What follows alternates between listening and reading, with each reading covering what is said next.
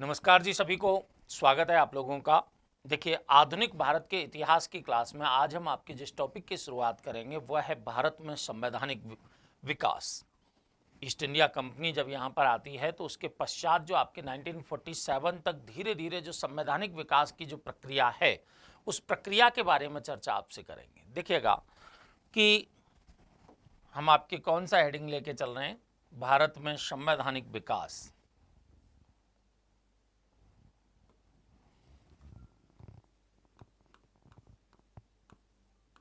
भारत में संवैधानिक विकास।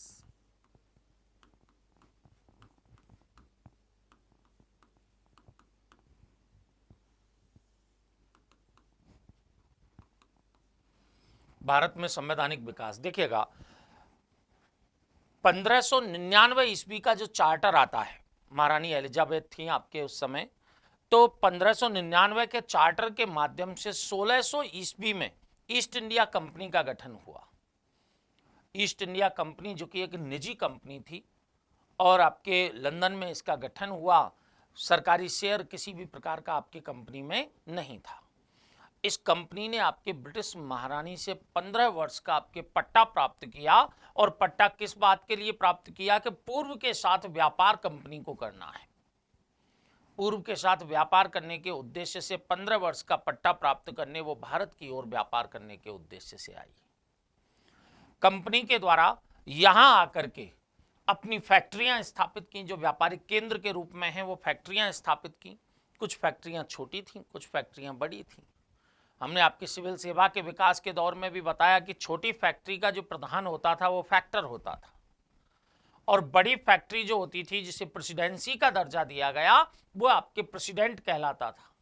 लेकिन बड़ी फैक्ट्री की जब सुरक्षा के उद्देश्य से किलेबंदी कर दी गई तो वही प्रेसिडेंट आपके गवर्नर कहलाने लगे। क्या कहलाने लगे? गवर्नर कहलाने लगे।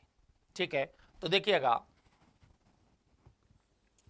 जैसे हम यहां पर बात करेंगे ईस्ट इंडिया कंपनी है। ईस्ट इंडिया कंपनी का गठन हो गया आपके कब? 1600 ईस्वी में। 1600 ईस्वी में। और ये कैसी कंपनी है? एक तो लंदन में गठित हुई है और निजी कंपनी है। और कैसी कंपनी है? निजी कंपनी है। किसी भी प्रकार का सरकारी शेयर आपके कंपनी में नहीं है, निजी कंपनी के रूप में है। अब देखिए, इस कंपनी के द्वारा आपके 15 वर्ष का पट्टा, 15 वर्ष का पट्टा कहिए या व्यापारिक अनुमति कहिए, ठीक है। और ये उद्देश्य क्या है कि पूर्व के साथ व्यापार करने के उद्देश्य से किससे प्राप्त किया? ब्रिटिश महारानी से प्राप्त किया। ब्रिटिश महारानी से प्राप्त किया। ब्रिटिश महारानी आपके इस समय एलिजाबेथ थी। ब्रिटिश महारानी एलिजाबेथ से आपके प्राप्त किया 15 वर्ष का पट्टा, और पूर्व के साथ व्यापार करने के उद्देश्य से ये कंपनी आपके कहां पर आई? भारत आई। कहां पर आई है? भारत। भारत में आते ही इस कंपनी के द्वारा अपनी फैक्ट्रियों की स्थापना की गई। किसकी स्थापना की गई? फैक्ट्री की स्थापना की गई। फैक्ट्री मैंने बताया आपके कुछ तो छोटी फैक्ट्रियां हुआ करती थीं और कुछ आपके बड़ी फैक्ट्री होती थी। छोटी फैक्ट्री आपके जिसमें हमने बताया था फैक्टर था, और एक आपकी बड़ी फैक्ट्री होती थी। बड़ी फैक्ट्री में आपके कौन नियुक्त होते थे? प्रेसिडेंट नियुक्त होते थे।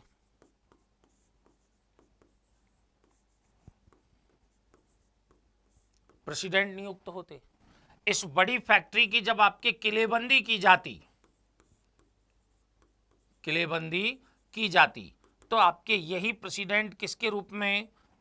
किलेबंद बस्ती के आपके अधिकारी के रूप में क्या कहलाते? गवर्नर कहलाते। क्या कहलाते? गवर्नर। ऐसी आपके 3 प्रेसिडेंसियां हमारे यहां पर आपके विद्यमान थी। एक आपके बंगाल प्रेसिडेंसी, बंगाल प्रेसिडेंसी, एक आपके कौन सी है, मद्रास प्रेसिडेंसी,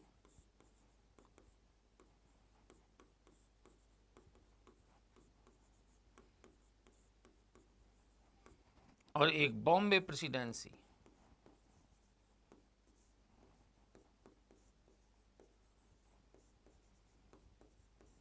बॉम्बे प्रेसिडेंसी, तीन आपके प्रेसिडेंसी यहां पर बनी, बंगाल जो कलकत्ता प्रेसिडेंसी के रूप में है, मद्रास और बॉम्बे प्रेसिडेंसी।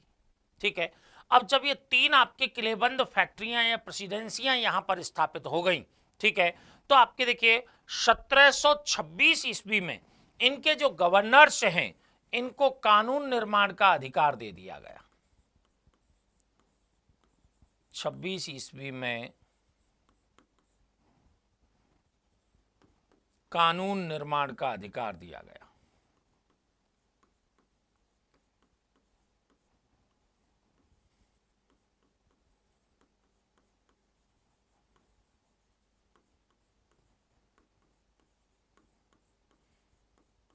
ये जो पट्टा है इसका समय समय पर ये कंपनी है नवीनीकरण कराने लगी रहती थी, इस वजह से आपके ये आगे तक बढ़ती रही है। तो कानून निर्माण की शक्ति आपके प्रदान कर दी गई किसको, जो आपके बॉम्बे मद्रास और बंगाल प्रेसिडेंसी थी उनके लिए आपके प्रदान कर दी गई। अब देखिए कि कंपनी के जो कर्मचारी थे, कंपनी के कर्मचारी आपके, क्योंकि व्यापारिक पट्टा किसके लिए प्राप्त हुआ था, कंपनी के लिए, लेकिन कंपनी के कर्मचारियों में भ्रष्टाचार व्याप्त हुआ। ये आपके इंग्लैंड में आपके भ्रष्टाचार के कारण ही नवाब के नाम से जाने जाते थे, जो आपके भ्रष्टाचार का सूचक शब्द बन चुका था, नवाब शब्द। ठीक है, तो वहां पर आपके इन कंपनी के कर्मचारियों की जो समृद्धता है उसको देख करके आपके लोगों में इनके प्रति विरोध का भाव जन्मा। ठीक है, दूसरी ओर कंपनी निरंतर घाटे में जा रही थी। ठीक है, क्योंकि आपके निरंतर अपने साम्राज्य विस्तार की दृष्टिकोण को देख लीजिए, वो अपने क्षेत्र विस्तार के दृष्टिकोण को देख लीजिए, या फिर आपके कहीं भी नए क्षेत्र पर नियंत्रण की जो स्थापना के प्रयास हैं, वहां पर धन की आवश्यकता के कारण कंपनी निरंतर आपके घाटे में जा रही थी। और ब्रिटिश सरकार की ये सोच थी कि भाई कंपनी के प्रयासों से हो सकता है ब्रिटिश सरकार के कुछ एक कर्जे को राहत मिले, लेकिन जैसे ही आपके ब्रिटिश सरकार ऐसी कोई सोच रखती, उससे पहले कंपनी आपके सरकार से पैसे मांग उठती। तो ये दबाव आपके बढ़ने लगा ब्रिटिश सरकार पर, ब्रिटिश संसद पर, कि भाई कंपनी की गतिविधियों को नियमित किया जाना चाहिए, उनको नियंत्रित किया जाना चाहिए, कंपनी की गतिविधियों को नियंत्रित किया जाना चाहिए कि भाई कंपनी में किस किस प्रकार की गतिविधियां यहां पर संपादित हो रही हैं, उनको नियंत्रित करो। ठीक है, और उसी नियंत्रण के प्रयासों की जो शुरुआत है वो हमें आपके किसके रूप में देखने को मिलती है, रेगुलेटिंग एक्ट के रूप में देखने को मिलती है। रेगुलेटिंग एक्ट के रूप में आपके देखने को मिलती है 1773 ईस्वी में। यह ऐसा प्रथम अधिनियम था जिसके माध्यम से कंपनी की गतिविधियों को ब्रिटिश सरकार के द्वारा नियंत्रित करने का प्रयास किया गया। कौन सा, रेगुलेटिंग एक्ट। अब देखिए इस रेगुलेटिंग एक्ट के अंतर्गत क्या हुआ। रेगुलेटिंग एक्ट के अंतर्गत अगर आप देखें तो यहां पर देखिए एक बात आपके, हम यहां रेगुलेटिंग एक्ट की बात करें, रेगुलेटिंग एक्ट,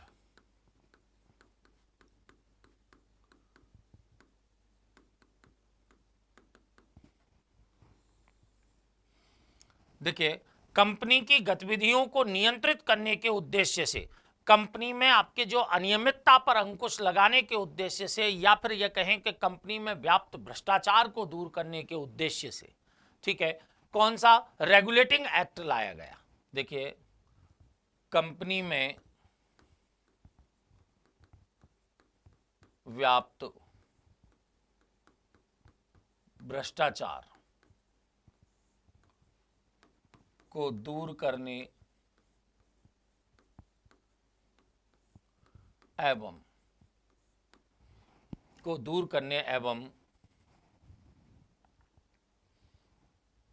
कंपनी में व्याप्त भ्रष्टाचार कंपनी की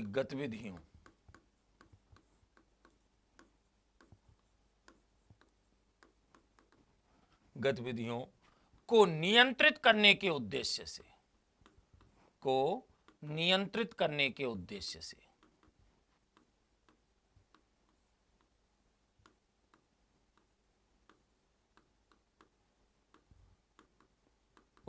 से यह एक्ट लाया गया।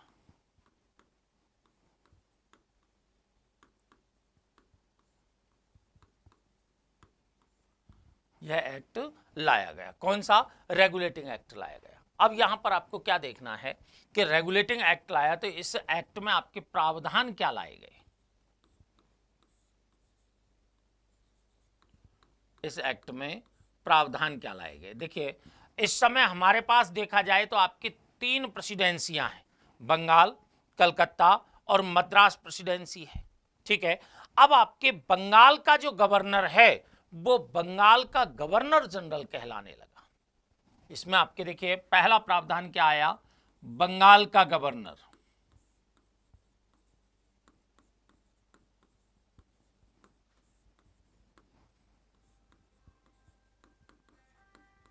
बंगाल का गवर्नर जनरल कहलाने लगा।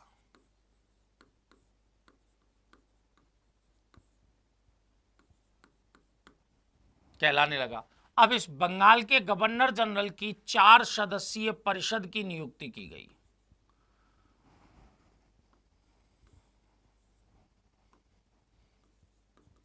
4 सदस्यीय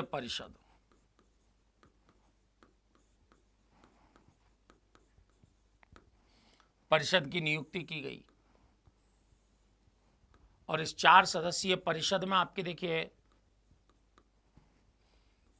बोरवेल,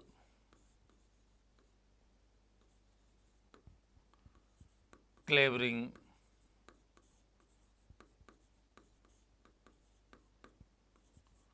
मॉनसन और फ्रांसिस ये आपके सदस्य के रूप में थे। यानी कि 4 सदस्यीय परिषद में आपके कौन कौन थे? बोरवेल, क्लेवरिंग, मॉनसन और फ्रांसिस थे। और बंगाल के प्रथम गवर्नर जनरल के रूप में आपकी किसकी नियुक्ति की गई? यहां वारेन हेस्टिंग्स की नियुक्ति की गई। वारेन हेस्टिंग्स की नियुक्ति की गई। वारेन हेस्टिंग्स की आपके बंगाल के प्रथम गवर्नर जनरल के रूप में नियुक्ति यहां पर कर दी जाती है। 4 सदस्यीय आपके परिषद है। इस आपके परिषद का जो कोरम है वो कोरम आपके कितना रखा गया? कोरम रखा गया 3। कोरम कितना रखा गया? 3। और गवर्नर जनरल परिषद के निर्णयों को मानने के लिए बाध्य कर दिया गया। गवर्नर जनरल परिषद के निर्णयों को मानने के लिए क्या कर दिया गया? बाध्य कर दिया गया कि भाई परिषद के बहुमत के आधार पर ही निर्णय किया जाएगा। लेकिन गवर्नर जनरल के लिए कह दिया गया कि भाई कि आप निर्णायक मत दे सकते हैं। निर्णायक मत से तात्पर्य है कि जब दो के आपके पार्ट में ये बट जाएं, ठीक है, तो एक निर्णायक मत के माध्यम से उस आपके जो लॉ है उसको पारित कराया जा सकता है। किसके द्वारा? गवर्नर जनरल के द्वारा। इसीलिए कोरम संख्या आपकी कितनी रखी गई है? 3 यहां पर रखी गई है। ठीक है, अब 1776 में आपके मॉनसन की मृत्यु हो जाती है तो एडवर्ड व्हीलर को इसके स्थान पर नियुक्त कर दिया जाता है। देखिए 1776 में इसकी मृत्यु मॉनसन की, और इसके स्थान पर किसको नियुक्त कर दिया गया? एडवर्ड व्हीलर को नियुक्त कर दिया गया। एडवर्ड व्हीलर को आपके नियुक्त कर दिया गया। ठीक है, तो ये आपके 4 सदस्यीय परिषद की स्थापना कर दी गई। बंगाल का गवर्नर अब आपके क्या हो गया? बंगाल का गवर्नर जनरल हो गया। बंगाल का गवर्नर अब आपके क्या हो गया है? बंगाल का गवर्नर जनरल हो गया। दूसरी बात आपके यहां पर कि कलकत्ता में आपके फोर्ट विलियम जो है वहां पर आपके सुप्रीम कोर्ट की स्थापना कर दी गई। कलकत्ता में सुप्रीम कोर्ट की स्थापना कर दी गई।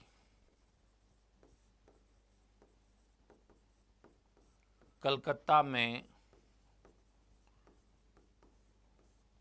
सुप्रीम कोर्ट की स्थापना।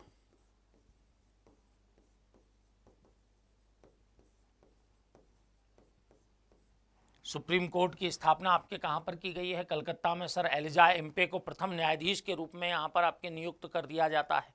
ठीक है, अब देखिए बंबई और मद्रास जो प्रेसिडेंसियां हैं, बंबई और मद्रास प्रेसिडेंसियों को युद्ध और शांति के मामलों में अधीक्षण की शक्तियां किसको दे दी गई? बंगाल प्रेसिडेंसी को दे दी गई। देखिए बॉम्बे तथा मद्रास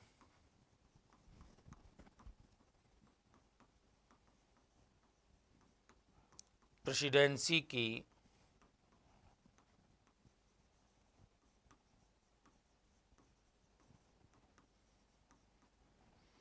अधीक्षण की शक्ति, नियंत्रण की शक्ति बंगाल के गवर्नर जनरल को दी गई।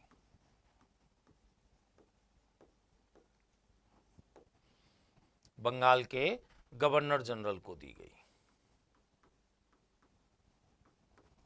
यह आपके महत्वपूर्ण बात है क्योंकि इसी को आधार बनाते हुए आपके जो पुरंदर, जो सूरत की संधि की गई थी, किसके? मराठा और राघोबा और बॉम्बे प्रेसिडेंसी के मध्य, आपके उसको निरस्त किया जाता है वॉरेन हेस्टिंग्स के द्वारा। किसके माध्यम से? इसी अधिकार के माध्यम से। ठीक है, यहां पर आपके बोरवेल देखा जाए तो आपके वॉरेन हेस्टिंग्स का कट्टर समर्थक था। ये जो आपके परिषद में था ना बोरवेल, ये आपके वॉरेन हेस्टिंग्स का कट्टर समर्थक था। ठीक है, तो ये मूल रूप से आपके चेंज यहां पर लाए जा रहे हैं कि भाई कि कंपनी की गतिविधियों को नियंत्रित करने का प्रयास किया जा रहा है। अब आपके बंगाल का जो गवर्नर है वो बंगाल का गवर्नर जनरल कहला रहा है। इसको आपके मद्रास और बॉम्बे प्रेसिडेंसी पर भी युद्ध और शांति जैसे जो मामले हैं उनमें अधीक्षण की शक्तियां, नियंत्रण की शक्तियां आपके इसको प्रदान की जा रही हैं। इसकी परिषद आपके बैठा दी गई है जो कि 4 सदस्यीय परिषद के रूप में है, और इस परिषद को आपके कोरम संख्या 3 निर्धारित करते हुए गवर्नर जनरल पर भी अंकुश लगाने का काम किया गया है। ठीक है, अगली बात आपकी क्या की गई कि कंपनी के जो कर्मचारी हैं वो ना तो निजी उपहार प्राप्त कर सकेंगे ना निजी व्यापार कर सकेंगे। ठीक है, तो देखिए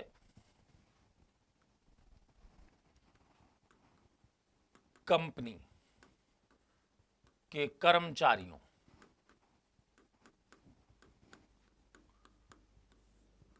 पर निजी व्यापार व उपहार के लिए नियंत्रण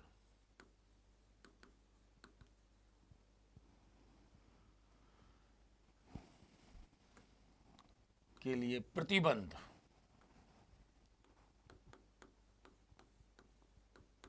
लगा दिया गया।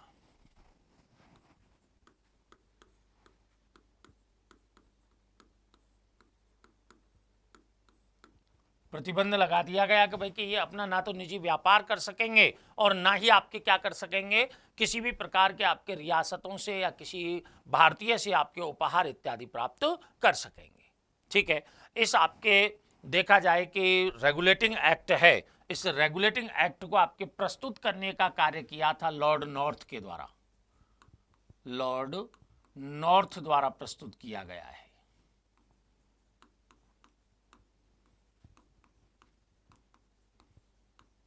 लॉर्ड नॉर्थ के द्वारा आपके प्रस्तुत किया गया है। ठीक है, इन पर जो गवर्नर जनरल, सपरिषद गवर्नर जनरल जो होता था बंगाल का, इस पर आपके जो कोर्ट ऑफ डायरेक्टर्स थे जिनकी संख्या थी आपके 24, जिनकी संख्या कितनी थी? 24, उनका नियंत्रण आपके इस पर बना रहता था। देखिएगा, अगर हम निदेशक मंडल की यहां पर बात करें, किसकी बात करें? निदेशक मंडल की।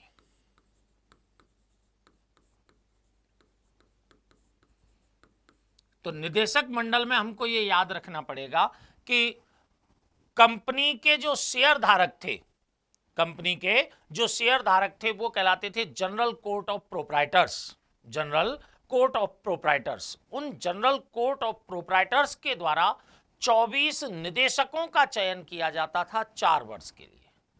ठीक है ना। देखिए क्या होता था कि जनरल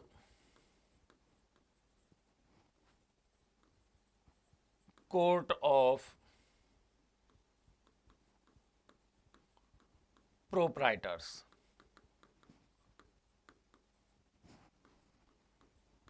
1000 पाउंड की राशि के शेयर धारक जो कि आपके निदेशक मंडल के चुनाव में हिस्सा लेंगे ना, वो आपके कितनी 1000 पाउंड की राशि के शेयर धारक होने चाहिए, वो आपके निदेशक मंडल के चुनाव में हिस्सा लेंगे।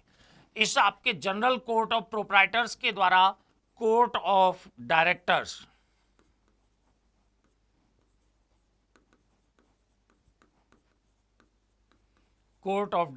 का आपके चयन किया जाता था, जो संख्या में कितने होते थे, 24 होते थे। इनका आपके चुनाव किया जाता, ठीक है। और कितने वर्ष के लिए चुनाव हो रहा है कि भाई 4 वर्ष के लिए चुनाव हो रहा है, 4 वर्ष के लिए कोर्ट ऑफ डायरेक्टर्स का चुनाव हो गया, ठीक है। अब कोर्ट ऑफ डायरेक्टर्स के अंडर में आपके यहां पर क्या था, governor general in council, Bengal की governor general in council, governor general in council Bengal, Bengal का गवर्नर जनरल इन काउंसिल आपके यहां हुआ करता था 1+4, कितने हुआ करते थे ये, 1+4। इसको आपके गवर्नर जनरल इन काउंसिल को देखिए मद्रास और बॉम्बे युद्ध तथा शांति के मामलों, शांति के मामलों में अधीक्षण के अधिकार,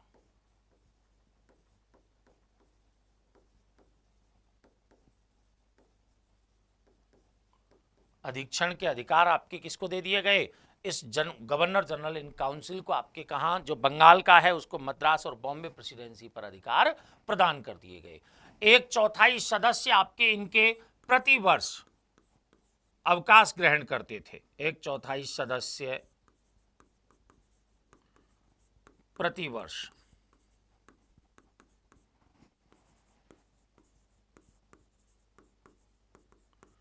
अवकाश ग्रहण करते,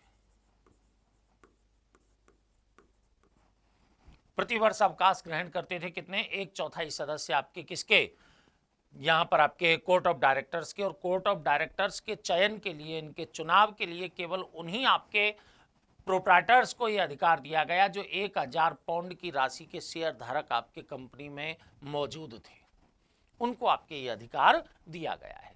तो रेगुलेटिंग एक्ट का हम आपके केवल इतना ये आपके उद्देश्य देख सकते हैं कि भाई कि कंपनी की गतिविधियों में जो अनियमितताएं आ रही थी, उन अनियमितताओं को नियंत्रित करना आवश्यक हो गया था। उसकी डिमांड भी आपके ब्रिटेन में समय समय पर उठ रही थी।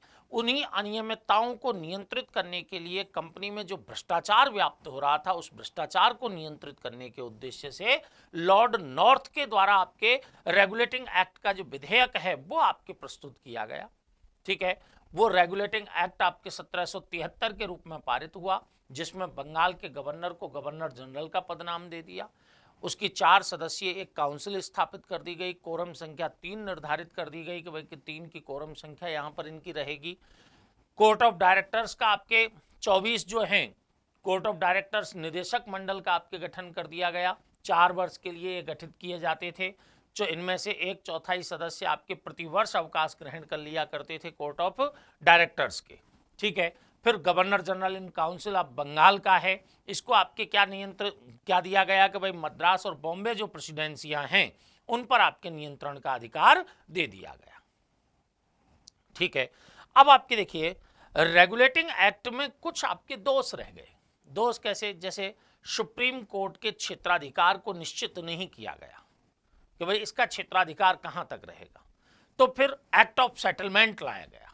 कौन सा, एक्ट ऑफ सेटलमेंट लाया गया, और एक्ट ऑफ सेटलमेंट के माध्यम से सुप्रीम कोर्ट का जो क्षेत्राधिकार है उसको आपके निर्धारित कर दिया गया। तो दूसरा आपके यहां पर क्या आया, एक्ट ऑफ सेटलमेंट 1781 ईस्वी, एक्ट ऑफ सेटलमेंट 1781 ईस्वी। देखिए रेगुलेटिंग एक्ट के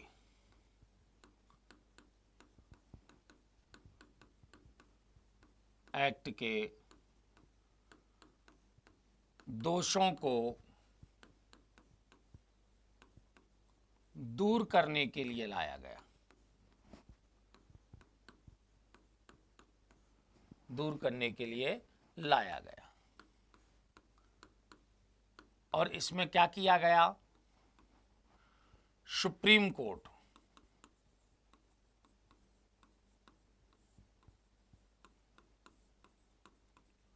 का क्षेत्राधिकार निश्चित कर दिया गया, क्षेत्राधिकार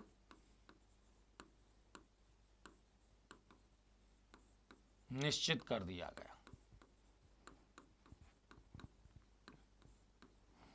सुप्रीम कोर्ट का क्षेत्राधिकार निश्चित कर दिया गया किसके अंतर्गत, एक्ट ऑफ सेटलमेंट के अंतर्गत, एक्ट ऑफ सेटलमेंट के अंतर्गत।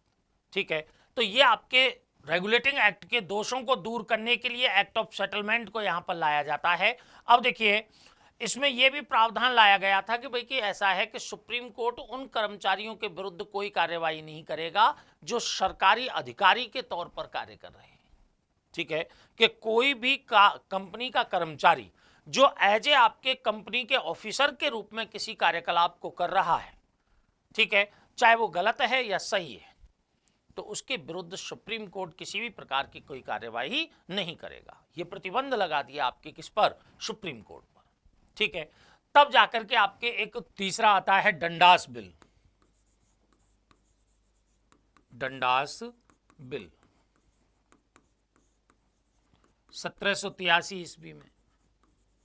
अब देखिए यहां पर ये जो डंडास बिल है, ये डंडास बिल भी आपके क्यों लाया जा रहा था कि रेगुलेटिंग एक्ट की कमियों को दूर करने के लिए लाया जा रहा था। लेकिन समस्या क्या थी कि डंडास थे वो इस समय आपके विपक्षी दल के सदस्य थे,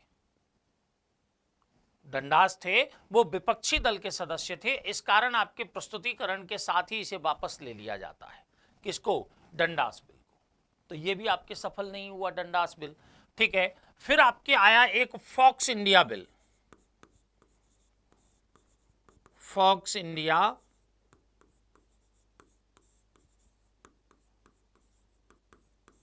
बिल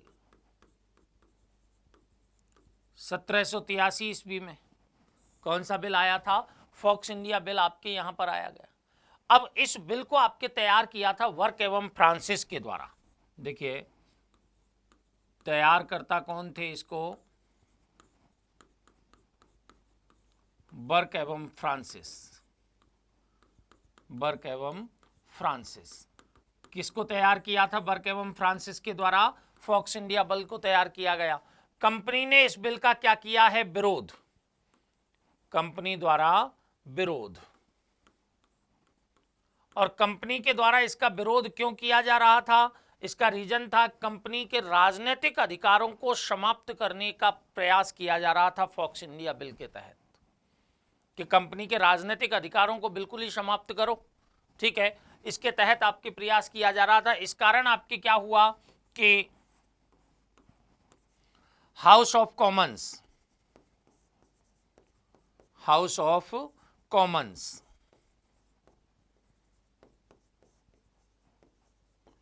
यहां तो आपके ये क्या हो गया, पारित हो गया, और हाउस ऑफ लॉर्ड्स में जाकर के ये क्या अटक गया।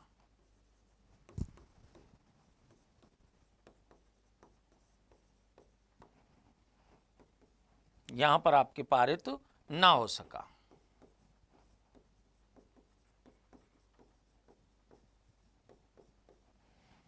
कहां पर, हाउस ऑफ लॉर्ड्स में आपके पारित ना हो सका। ठीक है, तो ये बात आपके कहां पर, हाउस ऑफ कॉमन्स और हाउस ऑफ लॉर्ड्स के लिए यहां निर्धारित की गई है। ठीक है, अब एक बात देखिए यहां कि फॉक्स इंडिया बिल भी आपके यहां फेल हो गया। तब जाकर के प्रधानमंत्री यंगर पिट के द्वारा, प्रधानमंत्री यंगर पिट के द्वारा पिट्स इंडिया एक्ट लाया जाता है। कौन सा पिट्स इंडिया विधेयक जो है वो आपके लाया जाता है, जो पिट्स इंडिया एक्ट के नाम से जाना गया है। तो देखिएगा,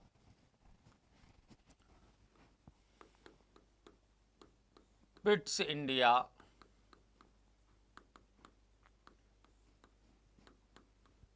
एक्ट, कौन सा एक्ट है? पिट्स इंडिया एक्ट है 1784 ईस्वी में, कि भाई कंपनी पर और अधिक नियंत्रण को और अधिक आपके मजबूत किया जाए। देखिए, कंपनी पर नियंत्रण को और अधिक मजबूत करने के लिए,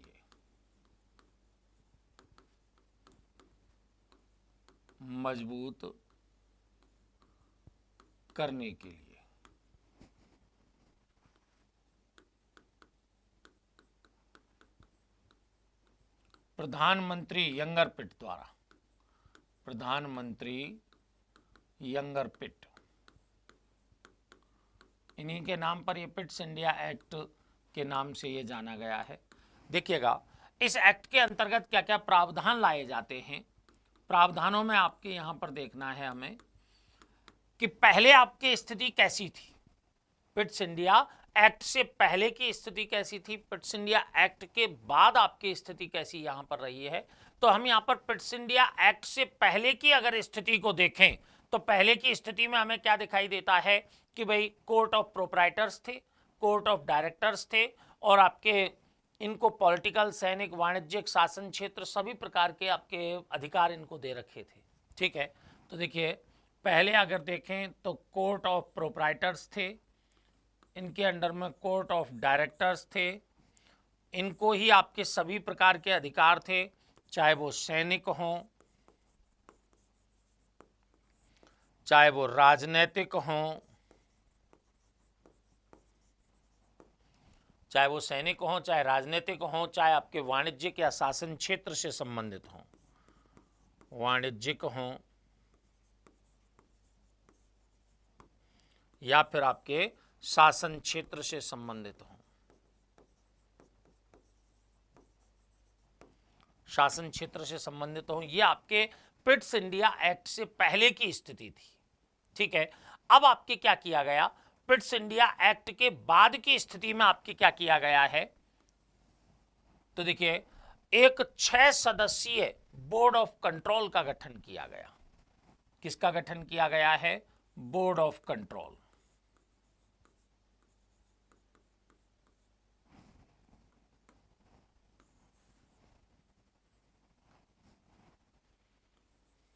बोर्ड ऑफ कंट्रोल का गठन किया गया।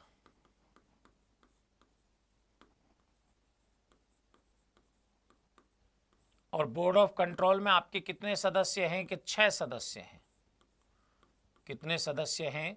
कि भाई 6 सदस्य हैं।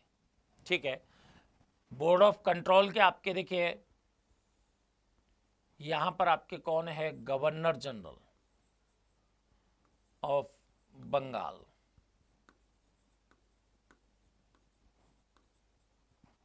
With council.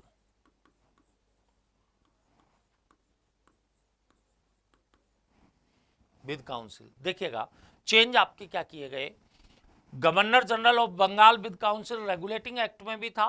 एक गवर्नर जनरल, 4 उसकी परिषद के सदस्य थे। गवर्नर जनरल को कार्य करने में समस्याएं आ रही थी, इसलिए क्या किया गया, यहां पर आपके गवर्नर जनरल की परिषद की संख्या को 1+3 कर दिया गया। यानी कि परिषद में आपके क्या कर दिया गया, एक सदस्य की कमी कर दी गई। परिषद में एक सदस्य की कमी कर दी गई, 1+3 रह गए। ठीक है, और इनको आपके वही स्थिति के भाई मद्रास और बॉम्बे प्रेसिडेंसी पर अधिकार दे दिया गया। बॉम्बे और मद्रास प्रेसिडेंसी पर अधिकार दे दिया गया। ठीक है, ये जो बोर्ड ऑफ कंट्रोल के आपके जो सदस्य हैं, इनकी देखिए नियुक्ति और पदमुक्ति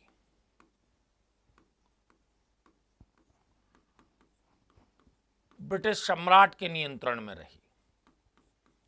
ब्रिटिश सम्राट के नियंत्रण में रही। नियुक्ति और पदमुक्ति आपकी किसके नियंत्रण में रही है? ब्रिटिश सम्राट के नियंत्रण में रही। इसके ही समानांतर संस्था के रूप में आपकी कौन रही है? इसके समानांतर संस्था के रूप में रहा बोर्ड ऑफ डायरेक्टर्स। ये बोर्ड ऑफ कंट्रोल हो गया और ये आपके कितना कौन सा था? Board of directors.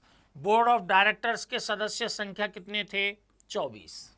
लेकिन यहां एक बात ये जानने की है कि बोर्ड ऑफ डायरेक्टर्स और बोर्ड ऑफ कंट्रोल आपके समानांतर संस्था के रूप में तो हैं, लेकिन फिर भी बोर्ड ऑफ कंट्रोल का जो प्रेसिडेंट है वो अधिक शक्तिशाली है। बोर्ड ऑफ कंट्रोल का जो प्रेसिडेंट है वो अधिक शक्तिशाली है। इसी बोर्ड ऑफ कंट्रोल में से आपके 3 सदस्यों को लेते हुए एक गुप्त समिति गठित की गई। एक आपके गुप्त समिति, कितने सदस्य थे गुप्त समिति के? 3 सदस्य आपके गठित किए गए, जो कि मूल रूप से कहां के? बोर्ड ऑफ कंट्रोल में से 3 सदस्यों की नियुक्ति।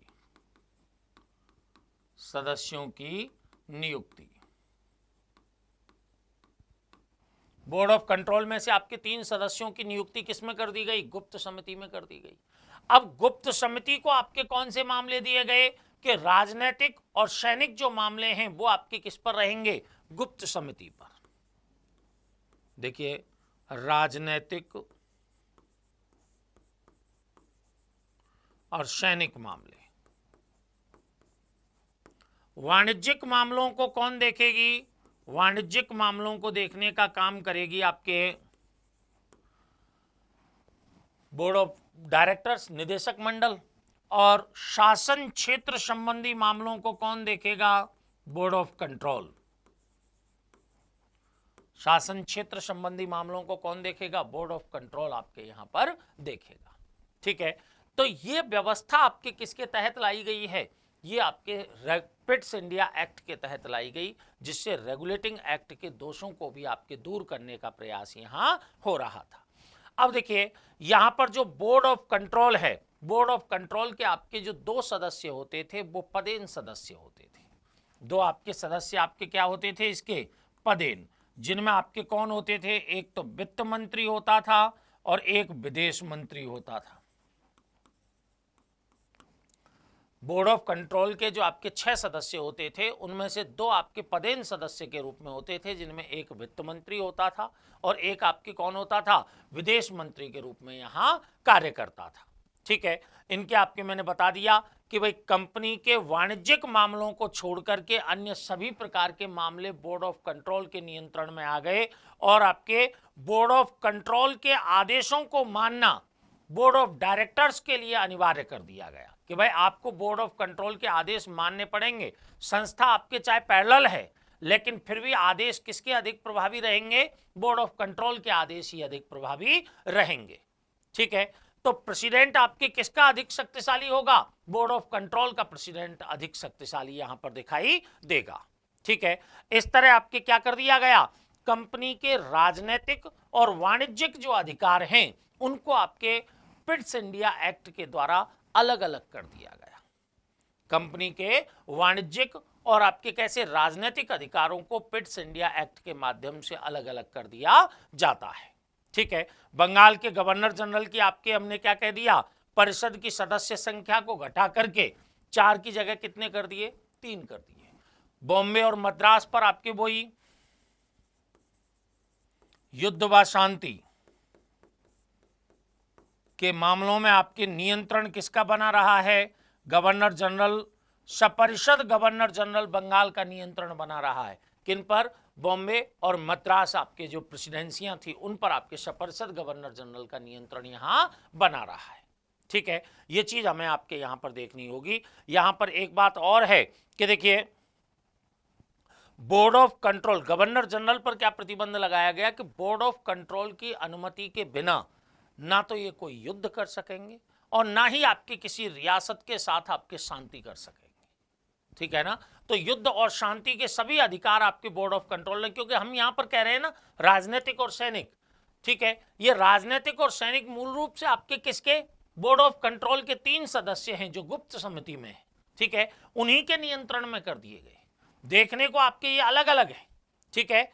दूसरी बात आपकी क्या की गई कि बॉम्बे और मद्रास जो प्रेसिडेंसियां हैं, इनके गवर्नर्स को बाध्य कर दिया गया कि वो बंगाल के गवर्नर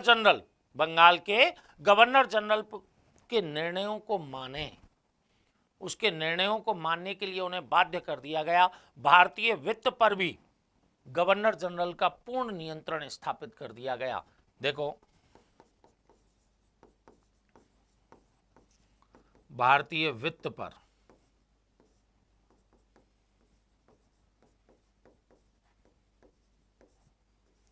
गवर्नर जनरल का पूर्ण नियंत्रण स्थापित।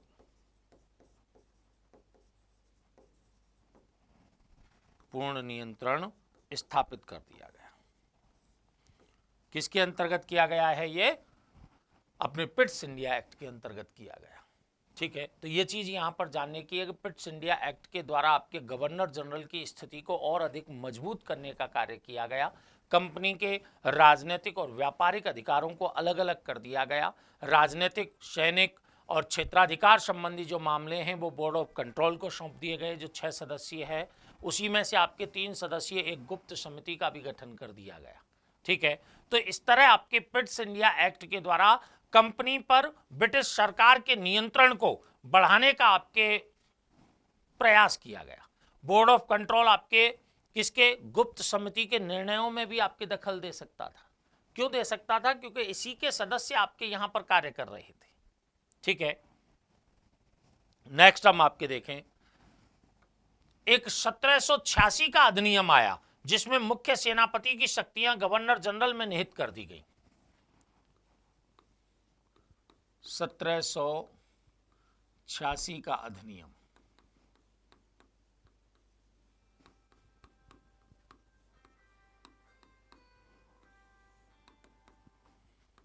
देखिए, मुख्य सेनापति की शक्तियां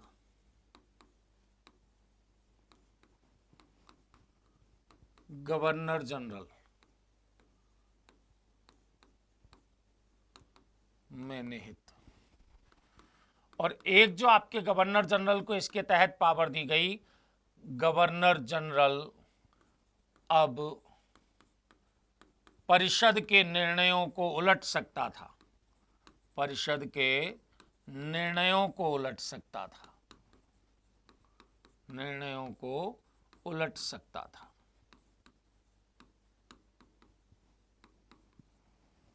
परिषद के निर्णयों को कौन उलट सकता था? गवर्नर जनरल उलट सकता था। यह आपके किसमें? 1786 का जो अधिनियम है उसके तहत आपके यह शक्ति दे दी गई। एक आपके देखिए 1788 का घोषणागत अधिनियम आया। 1788 का घोषणागत अधिनियम आया।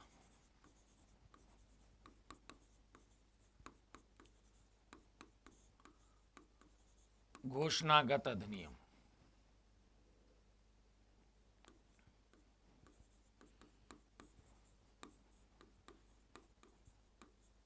देखिए, इसमें सीधी सी बात है कि अगर हम 1788 से पहले की स्थिति पर बात करें तो देखिए सीओडी और बीओसी ये आपके पैरेलल संस्था के रूप में है, समानांतर संस्था के रूप में। सीओडी से तात्पर्य कोर्ट ऑफ डायरेक्टर्स, निदेशक मंडल। बीओसी से तात्पर्य बोर्ड ऑफ कंट्रोल, जो पिट्स इंडिया एक्ट के तहत लाया गया था, ठीक है ना। दोनों समानांतर संस्था के रूप में थी। लेकिन 1788 के घोषणागत अधिनियम के द्वारा बोर्ड ऑफ कंट्रोल को सर्वोच्च निकाय बना दिया गया। अब बोर्ड ऑफ कंट्रोल, फिर आपके कौन सा आ गया? सीओडी, और फिर आपके governor general with council. With council को स्थापित किया गया। गवर्नर जनरल विद काउंसिल, वो भी आपके कहां का? बंगाल का, ठीक है। तो यहां 1788 ईस्वी का घोषणागत अधिनियम है जिसके तहत बोर्ड ऑफ कंट्रोल को सर्वोच्च निकाय के रूप में स्थापित कर दिया जाता है। तो ये प्रारंभ में कुछ एक परिवर्तन हमें यहां पर दिखाई देते हैं। फिर 1793 ईस्वी का जो चार्टर एक्ट है, वहां से आपके विधिवत परिवर्तनों की शुरुआत हमें आपके अपने संवैधानिक विकास के अंतर्गत देखने को मिलती है। नेक्स्ट क्लास में हम आपके 1793 और उसके पश्चात आपके जो विकास हुआ है उसकी चर्चा हम आपसे करेंगे। तब तक के लिए धन्यवाद।